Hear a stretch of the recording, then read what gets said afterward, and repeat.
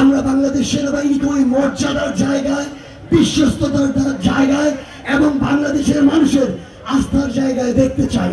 জাতীয় নাগরিক পার্টি এনসিপির পক্ষ থেকে স্পষ্ট করে একটা কথা বলি, আমরা মনে করি বাংলাদেশ সেনাবাহিনী বাংলাদেশ রাষ্ট্রের অত্যন্ত গুরুত্বপূর্ণ একটি প্রতিষ্ঠান এবং আমরা বাংলাদেশ সেনাবাহিনীকে ওই মর্যাদার জায়গায়, বিশ্বস্ততার জায়গায় এবং বাংলাদেশের মানুষের আস্থার জায়গায় দেখতে চাই।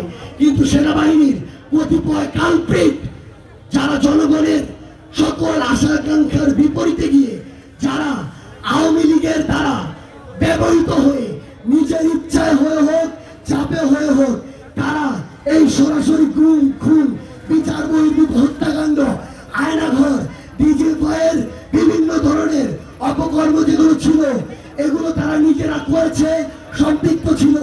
শত শত মানুষকে তারা হত্যা করেছে, নির্মম ভাবে নির্যাতন করেছে।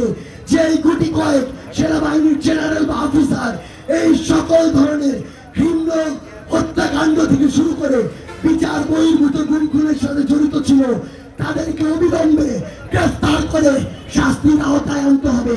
আমরা বাংলাদেশ সেনাবাহিনীর অন্যান্য অফিসার এবং জওয়ান সৈনিক ভাইদের একটা কথা বলতে চাই, ওই কালপ্রিটদের, ওই খুনিদের দায় আপনারা বাংলাদেশ সেনাবাহিনীর মতো গুরুত্বপূর্ণ ইন্টিগ্রিটি ও ডিগনিটি সম্পন্ন প্রতিষ্ঠানের গায়ে ওই কালিমা লাগতে দিয়েন না।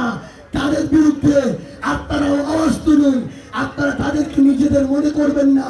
আমরা তাদের এই বাংলাদেশে সর্বোচ্চ শাস্তি চাই এবং শেখ হাসিনাকে যেমন শাস্তির মুখোমুখি হতে হবে, তাদেরকেও এই বাংলাদেশে অবশ্যই শাস্তির মুখোমুখি হতে হবে।